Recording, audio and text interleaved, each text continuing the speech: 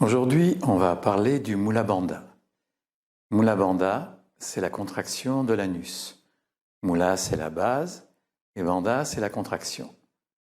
Cela consiste à contracter le sphincter anal externe et à le maintenir contracté de façon stable et durable. Mula Bandha sert à plusieurs choses.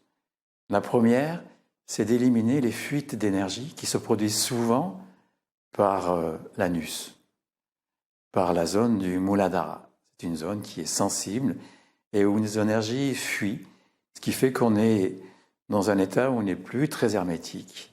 On a beau générer de l'énergie, mais si elle continue à fuir en permanence, ça ne sert pas à grand-chose.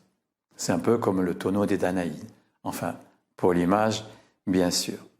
Par ailleurs, Mula Bandha sert aussi à préserver nos énergies intérieures de l'aspiration des énergies extérieures. La Terre extérieure, donc notre Terre, la nature, a tendance à aspirer les énergies de la Terre de tous les humains. C'est normal, c'est un échange. L'humain se nourrit de la Terre, de la nature, et la nature se nourrit de l'humain. Ceci étant pour les enseignements tantriques. Évidemment, ce n'est pas une vérité, mais c'est ce que dit le tantrisme. Le troisième point de Mula Bandha, c'est la verticalité, la montée de l'énergie. En fait, Mula Bandha va installer en permanence et de façon stable ce que l'on appelle Urdhvaretas, la verticalité dans l'axe. Ceci a plein d'avantages, ces 3 points. D'abord au niveau physiologique, ça assure une bonne santé, un bon système immunitaire, une bonne stimulation du système endocrinien, glandulaire. Ensuite, ça assure la préservation de nos énergies intérieures. Je vais générer de l'énergie et ça va se potentialiser tout le temps, de fois en fois.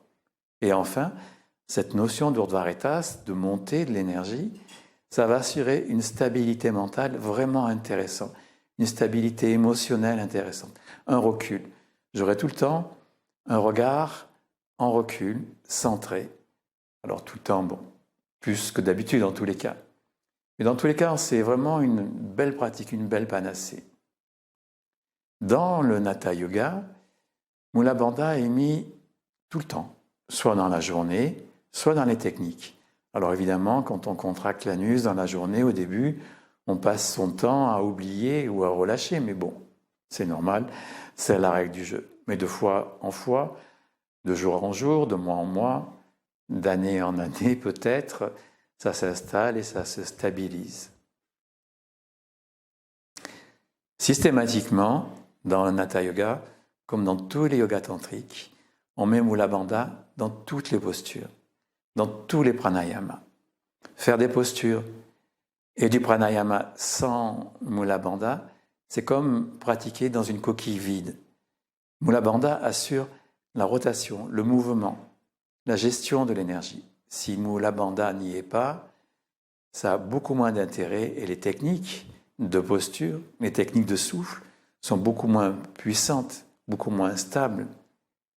Donc on a tout intérêt, tout le temps, à maintenir cet entraînement, autant pour le mental, pour le recul, la stabilité, que pour l'énergie, que pour le corps. Alors n'hésitez pas à faire Mula Bandha à chaque fois que vous y pensez, dans votre vie de tous les jours, dans votre vie quotidienne, mais dans vos pratiques aussi. Les postures, ce n'est pas que des étirements, ce n'est pas que du physiologique, c'est une gestion de l'énergie. Le pranayama, c'est pareil, ce n'est pas qu'un entraînement pneumatique, c'est une façon de faire tourner, de potentialiser, d'augmenter l'énergie. Mais ça ne marche pas s'il n'y a pas Mula Bandha.